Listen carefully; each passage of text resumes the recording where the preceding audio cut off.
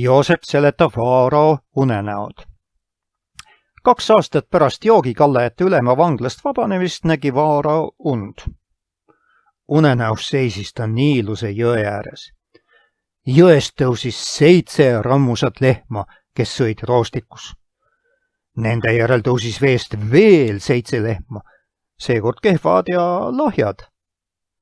Unenäos juhtus nii, et lahjad lehmad sõid rammusad lehmad ära ning seepeale Vaarao ärkas.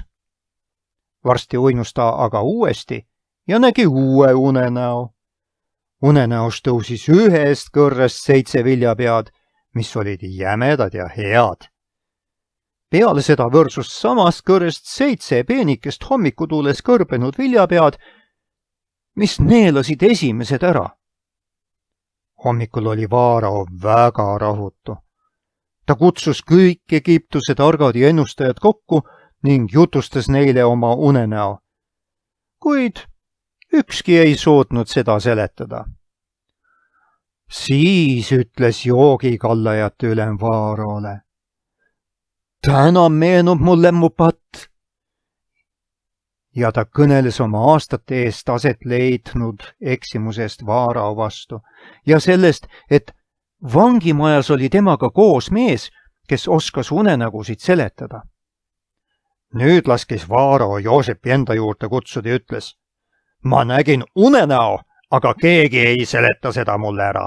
Olen aga kuulnud, et sina oskad seda teha.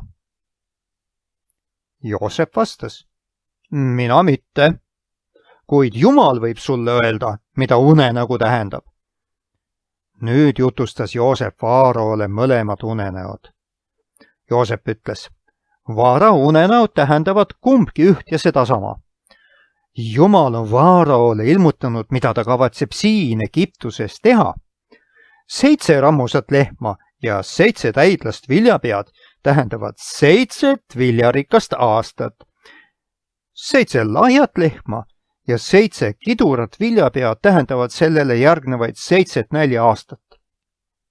Kuna unenägu on 2 korda kordunud, siis on see asi Jumala poolt kindel ja sünnib varsti. Vaarao vaadaku nüüd välja üks mõistlik ja tark mees ja seadku Egiptuse maa üle.